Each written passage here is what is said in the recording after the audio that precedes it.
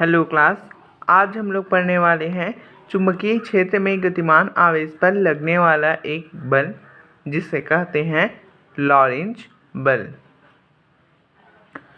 तो सबसे पहले लॉरेंज बल किसे कहते हैं इसे जान लेते हैं। इसका इतिहास देखिए। लॉरेंज डेनमार्क के सैद्धांतिक भौतिकी वैज्ञानिक लीडेन में प्रोफेसर थे। उन्होंने विद्युत चुंबकत्व तथा यांत्रिकी में संबंध की खोज की थी। उन्होंने सर्वप्रथम परमाणु भौतिकी में जीमैन प्रभाव की व्याख्या करने के लिए परमाणु विद्युत में विद्युत आवेशों के अस्तित्व की पुष्टि की थी, जिससे के लिए सन 1902 में इन्हें नोबेल पुरस्कार प्राप्त हुआ था। इन्होंने स्थिर एवं गतिमान फ्रेमों के निर्देशांकों के मध्य काल तथा दिक् स्थानों के संबंध में लॉरेंज रूपांतरण समीकरण व्युत्पन्न किया था।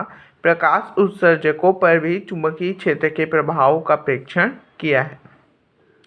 देखिए, जीमैन प्रभाव के कारण इन्हें 1902 में नोबेल पुरस्कार प्राप्त हुआ था तथा लॉरेंज ट्रांसफॉर्मेशन इक्वेशन इन्होंने व्युत्पन्न किया था।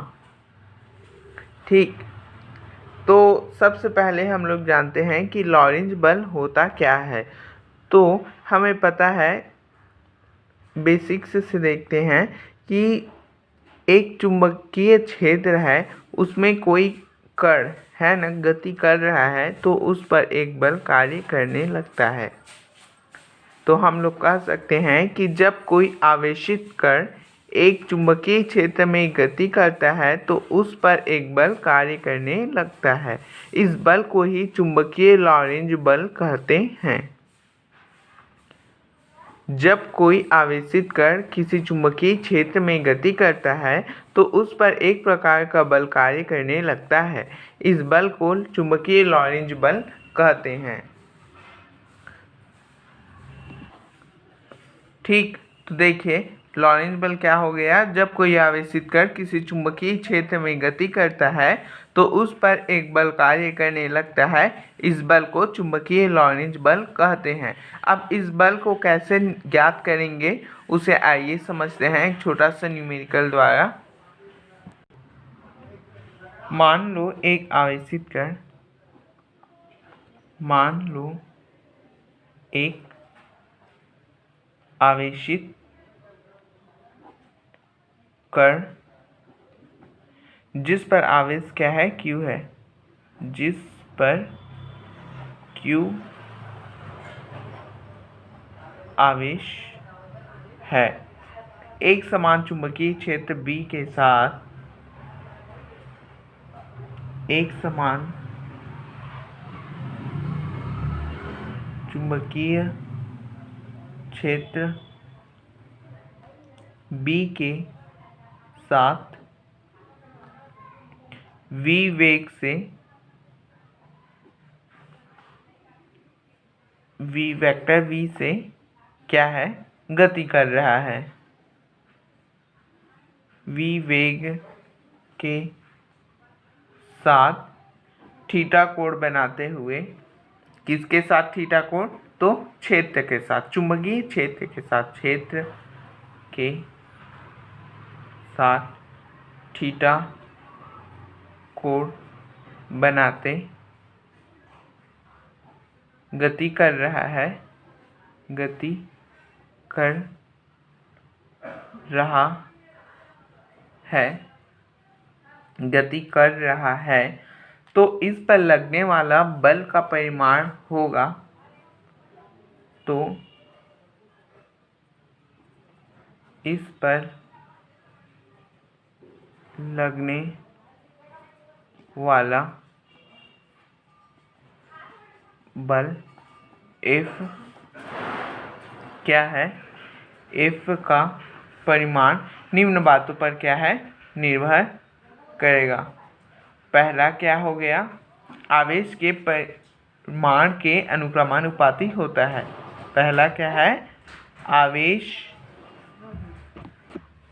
आवेश के परिमाण के अनुक्रमानुपाती होता है, अर्थात F अनुक्रमानुपाती Q।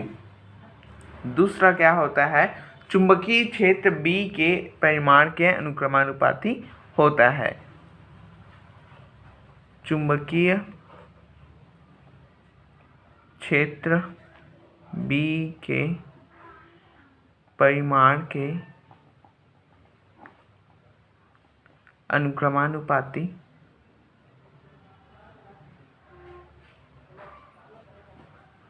होता है,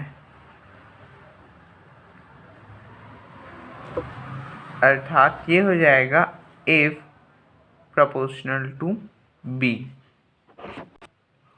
और तीसरा है चुंबकीय क्षेत्र के लंबवत दिशा में वेग के घटक के अनुक्रमानुपाती होता है। चुंबकीय क्षेत्र के लंबवत दिशा में वेग के घटक के अनुक्रमानुपाती होता है।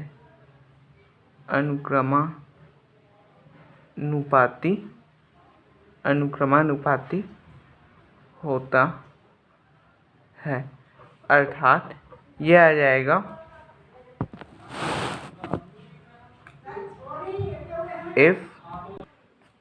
F अनुक्रमानुपाती V sin theta. तो यहाँ पे V sin थीटा ये क्या है? ये चुंबकीय क्षेत्र के लंबवत दिशा में वेग का घटक है। ठीक, तो ये कैसे आया है उसे देखते हैं, चित्र के माध्यम से समझते हैं। तो हम लोग को पता है कि त्रिविम में चित्र कैसे बनता है। त्रिविम क्या है? 3 अक्ष लेते हैं, ये x अक्ष हो गया, ये y अक्ष हो गया और ये हो गया आपका z अक्ष। मान लिया जाए जो कण है वह क्या है, इस दिशा में गति कर रहा है और इसकी जो वेलोसिटी है, वेग, वह क्या है, v है। तो यह v वेग से क्या है, इस दिशा में गति कर रहा है। और जो चुंबकीय क्षेत्र की जो दिशा है वह कैसी है, वह इस डायरेक्शन में है। ये क्या हो गया, चुंबकीय क्षेत्र की दिशा हो गई। तो यहाँ देखिए, अब इसको क्या है, हम लोग दो वेग को क्या है, 2 घटक में हम लोग विभाजित कर सकते हैं। एक क्या हो गया इसका क्षैतिज घटक और एक क्या हो गया इसका लंबवत घटक। तो चूंकि ये इसके साथ क्या है, थीटा कोण बना रहा है वेग, तो इसके हम लोग 2 घटक में क्या है, विभाजित कर सकते हैं। एक हो जाएगा इसका क्षैतिज घटक और एक हो जाएगा लंबवत घटक। इस चित्र को हम लोग यहाँ समझते हैं। ये रेखा लेते हैं हम लोग y और ये x को हम लोग लेते हैं, ध्यान से देखिए, ये x है, ये वाला x, ये x यहाँ आ गया, तो ये कैसा आ जाएगा, ये इस दिशा में वेग आ जाएगा। ठीक, यहाँ देखिए v जो q है, जिसका वेक्टर क्या है, v है ना। q आवेश जो है y अक्ष के साथ थीटा कोण बना रहा है, तो यहाँ भी ये q जो आवेश है वह y अक्ष के साथ थीटा कोण बनाएगा। तो यहाँ पे हम लोग एक लंब डाल लेते हैं।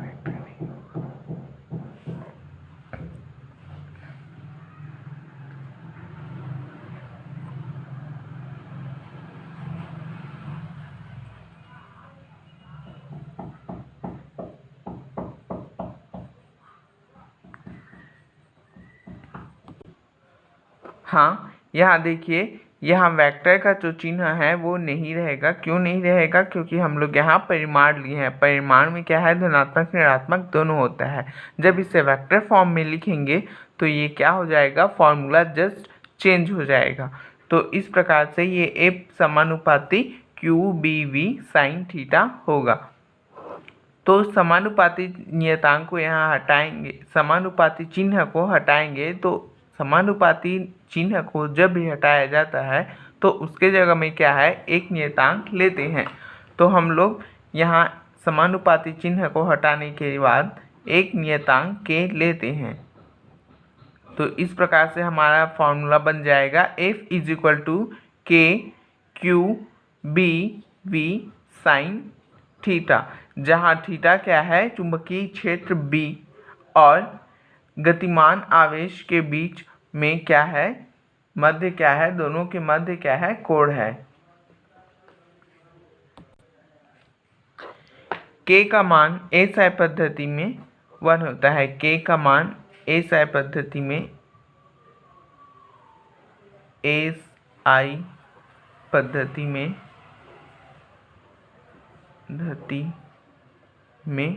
1 है ना, SI पद्धति में, अर्थात K का मान 1 होता है। तो हम लोग ये 1 यहाँ पे पुट आउट करेंगे तो ये आ जाएगा F is equal to Q B V sine theta. तो ये आ गया लॉरेंज बल का मान। तो यहाँ देखिए लॉरेंज बल का मान आ गया है। अब इसको सदिश रूप में लिखेंगे तो ये हो जाएगा F vector F is equal to Q vector B cross product of vector V। ठीक, या F vector is equal to Q vector V cross product of vector B। ये क्या हो गया, इसका सदिश रूप है। और हम लोग को पता है कि A क्रॉस B का फॉर्मूला क्या होता है, मैथ्स में पढ़े हैं मैथ्स वाले। A क्रॉस B का फॉर्मूला होता है AB साइन थीटा, जहाँ थीटा क्या है, A और B के बीच में कोण है। ठीक, तो इस प्रकार से चुंबकीय लॉरेंज बल का वैल्यू आ गया F is equal to Q B V sine theta. तो चुंबकीय लॉरेंज बल की कुछ विशेष स्थितियां होती है जिसे हम लोग देखते हैं। तो देखिए लॉरेंज बल निकल के आया F is equal to Q V B sine theta. तो यह बल क्या है, कुछ इसकी विशेष स्थितियां होती है। तो हम देखते हैं स्थिति 1। तो स्थिति 1 है, यदि वेग क्या है, 0 है, अर्थात कण क्या है, विराम स्थिति में होगा। तो कण विराम स्थिति में होगा तो इस पर कोई बल नहीं लगेगा। सूत्र में देखिए, यदि कण विराम स्थिति में है तो उसका वेग क्या होगा, 0 होगा। तो 0 रखने पर यह बल का मान क्या आ जाएगा, 0 हो जाएगा। तो अर्थात हम कह सकते हैं कि लॉरेंज बल केवल गतिमान आवेश ही केवल लॉरेंज बल का अनुभव करता है। अब स्थिति 2 देखिए, यदि थीटा इज का मान कितना है, 0 अंश है या 180 अंश हो, अर्थात यदि वेग तथा चुंबकीय क्षेत्र की दिशा एक दूसरे के समांतर है, अर्थात आवेशित जो कण है, चित्र में देखिए जो कण इस दिशा में गति कर रहा है वह क्या है, इस चुंबकीय क्षेत्र की दिशा में ही अगर गति करेगा तो क्या हो जाएगा, ये थीटा का मान क्या हो जाएगा, या तो 0 हो जाएगा या 180 हो जाएगा। यदि वह इस दिशा में गति करे तो 180 और B के इस दिशा में गति करे तो 0 होगा। तो 0 या 0 रखने पर ये साइन थीटा का जो वैल्यू आएगा वह क्या आ जाएगा, 0 आ जाएगा। इस प्रकार जो बल का मान है वह क्या आ जाएगा, 0 आ जाएगा। तो हम कह सकते हैं, अर्थात जब आवेशित कण चुंबकीय क्षेत्र के समांतर गति करता है तो उस पर कोई बल कार्य नहीं करता है। स्थिति देखिए, यह बल Q, V तथा B अर्थात कण पर कण का आवेश, कण का वेग तथा चुंबकीय क्षेत्र पर निर्भर करता है। ऋण आवेश पर लगने वाला बल धन आवेश पर लगने वाले बल के सर्वथा विपरीत होता है। चौथा स्थिति देखिए, यदि थीटा का मान 90 अंश है ना, अर्थात ये थीटा का जो वैल्यू है वह 90 है, अर्थात वह एक्स अक्ष में गति कर रहा है कण, तो क्या होगा, तो इस स्थिति में उस पर लगने वाला जो बल है वह क्या होगा, अधिकतम होगा।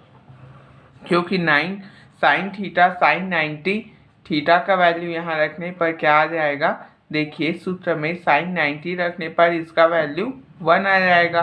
तो F = QVB, इस प्रकार इसका मान क्या हो जाएगा, अधिकतम आ जाएगा। यहाँ देखिए तो इसको, इस स्थिति को क्या कहते हैं, मैक्सिमम की स्थिति, अधिकतम की स्थिति कहते हैं। जब आवेशित कण चुंबकीय क्षेत्र के लंबवत गति करता है तो उस पर लगने वाला बल अधिकतम होता है। चित्र में देखिए, चित्र में ये बल की दिशा है और ये गति कर रहा है आवेश, वह क्या है, इसके लंबवत गति कर रहा है। तो इस स्थिति में क्या है, जो चुंबकीय क्षेत्र के लंबवत जो कण गति कर रहा है उस पर जो बल लगेगा वह सर्वथा अधिक होगा।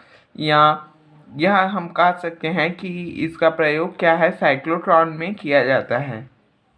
ठीक है, वह चुंबकीय क्षेत्र के लंबवत गति करता है तो उस पर बल लगने लगता है। अब देखिए स्थिति 5, यदि वेग v और चुंबकीय क्षेत्र B के बीच कोण थीटा है तो दो घटक प्राप्त किए जा सकते हैं। एक v cos थीटा चुंबकीय क्षेत्र की दिशा में और दूसरा v2 sin थीटा चुंबकीय क्षेत्र के लंबवत दिशा में। जैसा कि हमने पहले देखा था, वेग को क्या है, दो घटक में विभाजित कर सकते हैं, एक क्षैतिज घटक और एक ऊर्ध्वाधर घटक, है ना।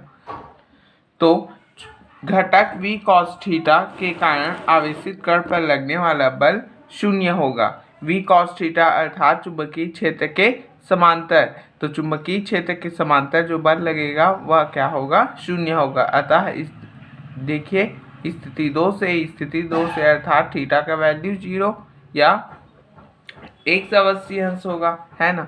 अतः सरल रेखा में गति करेगा और घटक v sin थीटा के कारण क्या हो जाएगा, लगने वाला जो बल होगा वह क्या है, वित्तीय पथ पे गति करेगा। कण वित्तीय गति में गति करेगा जैसा कि चित्र में दिखाया है, क्योंकि यह क्या है, कण जो गति करेगा वह क्या है, ऊपर नीचे। अगर चुंबकीय क्षेत्र की दिशा इस डायरेक्शन में है तो कण क्या है, वित्तीय गति करने लगेगा। इन दोनों का परिणामी पथ कुंडली के रूप में होता है जिसका अक्ष चुंबकीय क्षेत्र के समांतर होता है। तो इस प्रकार हमने लॉरेंत्ज बल के बारे में जाना तथा उसकी कुछ विशेष स्थितियां होती है, यह कब अधिकतम होता है, कब न्यूनतम होता है, इसके बारे में हमने जाना। अब चलते हैं आगे। अब हम लोग देखेंगे चुंबकीय क्षेत्र में धारावाही चालक पर लगने वाला बल।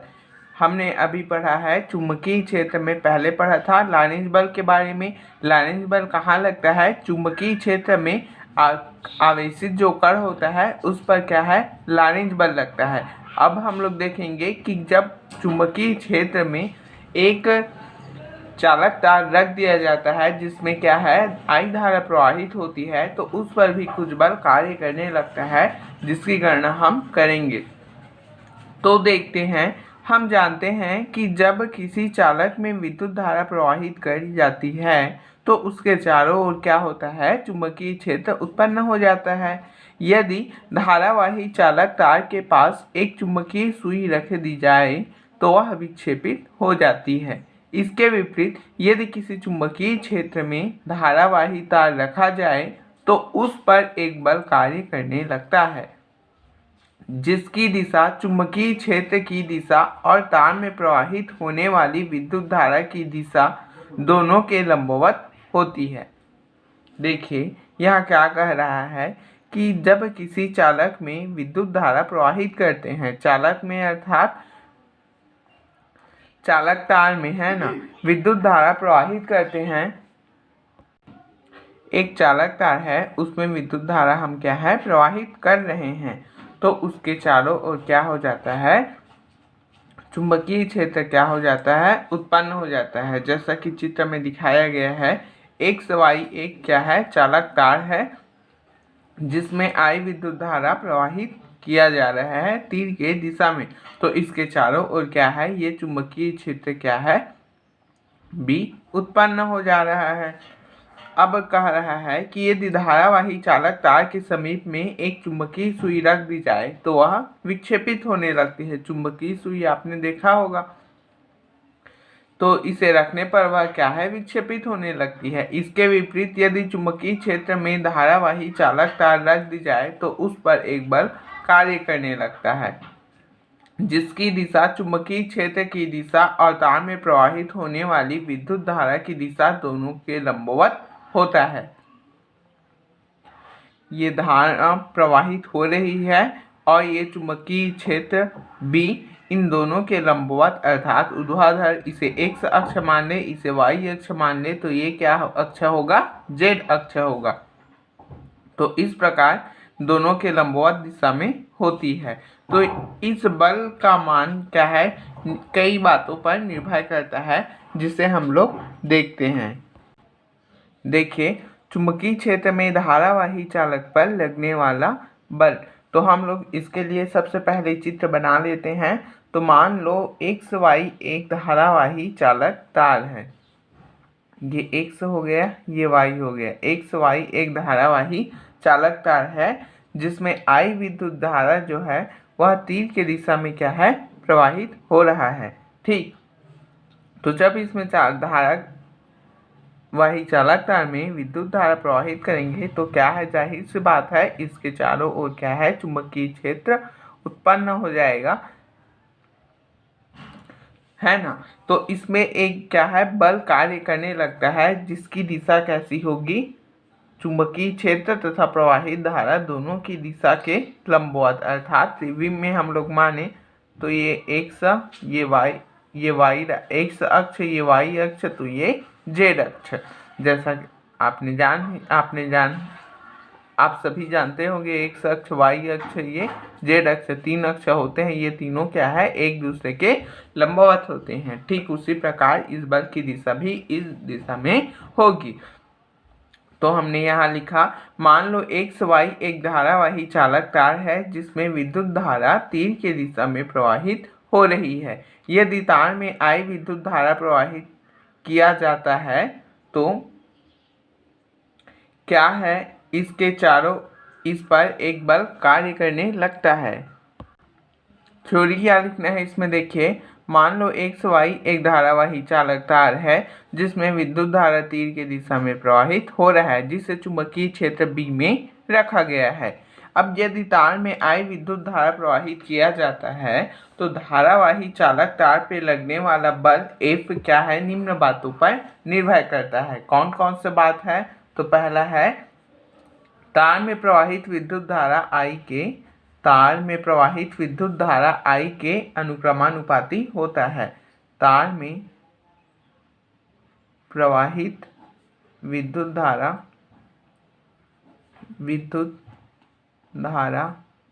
आई के अनुक्रमानुपाती होता है, अर्थात F अनुक्रमानुपाती I। इसे लेते हैं समीकरण नंबर 1। अब देखते हैं दूसरा, तो तार की लंबाई L के अनुक्रमानुपाती होता है। मान लीजिए तार की लंबाई कितनी है, L है ना। तार की लंबाई हम लोग L लेते हैं, तो इस लंबाई के भी अनुक्रमानुपाती होता है। तो लिखेंगे तार की लंबाई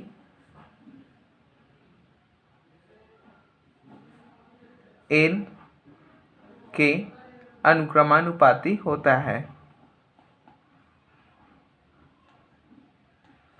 अनुक्रमानुपाती होता है।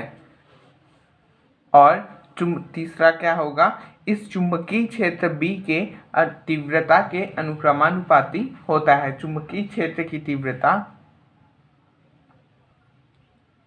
चुंबकीय क्षेत्र की तीव्रता B के अनुक्रमानुपाती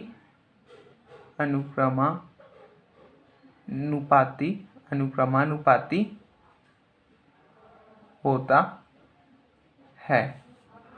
तो इस प्रकार हमने देखा।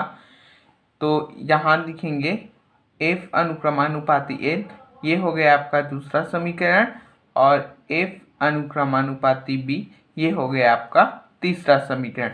तो तीनों को हम लोग एक साथ लिखने पर, और एक चौथा और है, साइन थीटा पर भी निर्भर करेगा, क्योंकि यहाँ पे क्या बन रहा है, कोण बन रहा है। तो ये साइन थीटा के भी अनुक्रमानुपाती होता है, क्योंकि हमने पहले ही पढ़ा था कि ये क्या होता है, लंबवत होता है ना। तो उस पर भी यह बल निर्भर करेगा। तो साइन थीटा के अनुक्रमानुपाती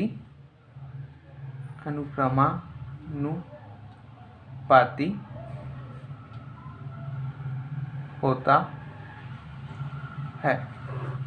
तो लिखेंगे F अनुक्रमानुपाती साइन थीटा, है ना। ये क्या हो गया आपका समीकरण नंबर 4। तो यहाँ पे थीटा क्या है आप समझ लीजिए। जो थीटा है वह क्या है, चित्र में देखिए, इस चुंबकीय क्षेत्र B और प्रवाहित धारा I, इन दोनों के मध्य जो कोण बन रहा है वही क्या है, थीटा है। तो थीटा के अनुक्रमानुपाती साइन थीटा के अनुक्रमानुपाती होता है, जहाँ थीटा क्या है, चुंबकीय क्षेत्र B और धारा चालक तार में प्रवाहित धारा I के मध्य कोण है। ठीक, तो सभी समीकरण को एक साथ लिखने पर क्या हो जाएगा, देखिए, F अनुक्रमानुपाती IBL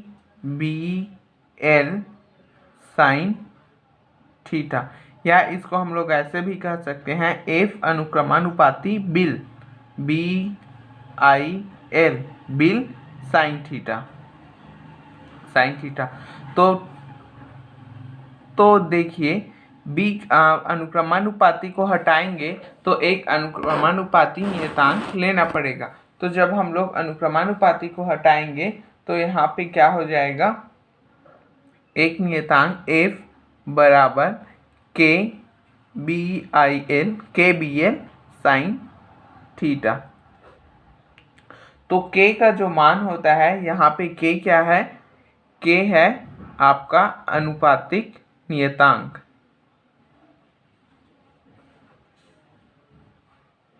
अनुपातिक नियतांक है ना, अनुपातिक नियतांक है, जिसका मान क्या है, भिन्न भिन्न पद्धतियों पर भिन्न भिन्न होता है। तो हम क्या यहाँ पे क्या है, हम लोग B का मान पे देखेंगे। ये K का मान क्या है, अलग अलग पद्धति में अलग अलग होता है, और B का मान भी अलग अलग पद्धति में अलग अलग होता है। तो ये B के मान पर निर्भर करता है। तो हम यहाँ देखेंगे कि B का मान ऐसी पद्धति में देखें कि B का मान इस पद्धति में लें कि K का मान क्या हो जाए, 1 हो जाए। तो इस प्रकार F = BIL साइन थीटा, ये आ गया आपका धारावाही चालक जो क्या है, चुंबकीय क्षेत्र में स्थित हो तो उस पर लगने वाला बल है। CGS पद्धति और MKS पद्धति में B का मान मात्रक इस प्रकार हम लेते हैं कि जिसके लिए क्या हो जाए, K का मान 1 हो जाए। ठीक, तो इस प्रकार ये आ गया चुंबकीय क्षेत्र में स्थित धारावाही चालक तार पे लगने वाला बल। ठीक, तो सदिश रूप में हम लोग इसे देखें तो इसे लिख सकते हैं सदिश रूप में साइन थीटा। पिछले क्लास में हमने पढ़ा था लॉरेंज बल के टर्म में।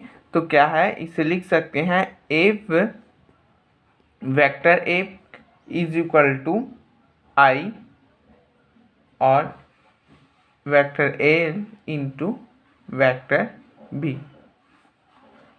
ये आ गया आपका धारावाही चालक तार जो चुंबकीय क्षेत्र में स्थित हो उस पर लगने वाला बल। तो यह बल क्या है, लॉरेंट्ज बल की तरह है, इसकी भी विभिन्न स्थितियां होती है जिस पर यह बल क्या है, निर्भर करता है। देखिए कुछ विशेष स्थितियां हैं। यदि साइन थीटा की स्थिति 1 देखते हैं, यदि साइन थीटा का वैल्यू 1 है अर्थात साइन थीटा का मान 1 कब होगा, जब थीटा का मान हमारा क्या होगा, 90 होगा, अर्थात चुंबकीय क्षेत्र B और प्रवाहित धारा I दोनों क्या है, आपस में परस्पर लंबवत हैं। यदि धारावाही चालक तार पर लगने वाला बल इस स्थिति में क्या हो जाएगा, अधिकतम हो जाएगा, क्योंकि साइन थीटा का वैल्यू क्या आ जाएगा, 1। तो F is equal to ILB जो क्या है, अधिकतम की स्थिति है। इस प्रकार हम लोग कह सकते हैं कि यदि धारावाही तार चुंबकीय क्षेत्र के लंबवत हो तो उस पर जो बल लगता है वह बल सर्वाधिक होता है। अब स्थिति 2 देखिए, यदि साइन थीटा का वैल्यू क्या है, 0 है, अर्थात साइन थीटा का मान 0 कब होता है, जब थीटा का मान क्या हो जाता है, 0 होता है, अर्थात प्रवाहित धारा I और चुंबकीय क्षेत्र के मध्य जो कोण बन रहा है वह 0 है, अर्थात जो दो प्रवाहित चालक तार I और चुंबकीय क्षेत्र B क्या हो, आपस में समांतर हो। तो इस स्थिति में धारावाही चालक तार पे जो लगने वाला बल होगा वह क्या हो जाएगा, 0 हो जाएगा, क्योंकि साइन थीटा का वैल्यू 0 है। अर्थात यदि धारावाही चालक तार चुंबकीय क्षेत्र के अनुदिश हो अर्थात समांतर हो तो उस पर लगने वाला जो बल होगा वह 0 होता है। अब बल की दिशा के लिए देखिए, बल की दिशा चुंबकीय क्षेत्र में धारावाही चालक तार पर लगने वाले बल की दिशा निम्न, जो ये बल लग रहा है उसकी दिशा हम लोग क्या है, 2 वैज्ञानिकों के नियम, एक फ्लेमिंग के बाएं हाथ का नियम और दूसरा दाहिने हाथ हथेली का नियम नंबर 2 की सहायता से निकाल सकते हैं। तो देखिए फ्लेमिंग के बाएं हाथ का नियम, इसे क्या है, इसमें बताया गया है कि बाएं हाथ के अंगूठा, तर्जनी और मध्यमा को इस प्रकार फैलाओ कि वे परस्पर लंबवत हो। फ्लेमिंग के बाएं हाथ के नियम अनुसार देखिए, जैसा चित्र में बताया गया है बाएं हाथ को अंगूठा, तर्जनी और मध्यमा तीनों को क्या है, परस्पर लंबवत रखा गया है। जैसे कि चित्र में आप देख, कुछ इस स्थिति में ये क्या हो गया, अंगूठा हो गया, तर्जनी हो गया, मध्यमा हो गया, तीनों क्या है, परस्पर लंबवत हैं। इस स्थिति में क्या कह रहा है, अब यदि तर्जनी बल रेखाओं की दिशा को बताए, बल रेखा की दिशा अर्थात चुंबकीय क्षेत्र की दिशा, तर्जनी क्या है, बल रेखाओं की दिशा को बताता है और मध्यमा विद्युत धारा की दिशा को प्रदर्शित करेगा, और मध्यमा क्या है, विद्युत धारा की दिशा को प्रदर्शित करेगा। तो अंगूठा क्या है, चालक तार पर लगने वाली बल की दिशा को प्रदर्शित करेगा। देखिए चित्र में, यदि तर्जनी चुंबकीय क्षेत्र की दिशा को प्रदर्शित करता है, मध्यमा धारा की दिशा को प्रदर्शित करता है, तो अंगूठा धारावाही चालक तार पे लगने वाले बल को प्रदर्शित करेगा। इस प्रकार यह क्या है, फ्लेमिंग के बाएं हाथ का नियम है। इसकी सहायता से लगने वाले बल की दिशा को ज्ञात करते हैं। और एक और नियम है जिसे कहते हैं दाहिने हाथ का हथेली का नियम नंबर 2। तो इसमें क्या है, दाहिने हाथ को इस प्रकार रखते हैं, तो यदि दाहिने हाथ में धारा चालक तार, देखो बताया है, दाहिने हाथ के हथेली को इस प्रकार फैलाओ कि उंगलियां व अंगूठा परस्पर क्या है, लंबवत है, जैसा कि चित्र में दिखाया गया है, हाथ भी दिखाया जा रहा है, तो क्या है, दोनों परस्पर लंबवत है। यदि उंगलियां क्या है, यदि अंगूठा धारा की दिशा को प्रदर्शित करता है और उंगलियां क्या है, चुंबकीय क्षेत्र की दिशा को प्रदर्शित करता है, तो बल क्या है, तो चालक पर बल हथेली के लंबवत, हथेली के लंबवत मतलब ऊपर की ओर होगा। जैसा कि यहाँ देखिए अंगूठा क्या है, धारा की दिशा प्रदर्शित कर रहा है और उंगलियां क्या है, क्षेत्र की दिशा को प्रदर्शित कर रही है। तो बल की दिशा होगा वह क्या होगा, हथेली से बाहर की तरफ होगा, अभिलंबवत होगा।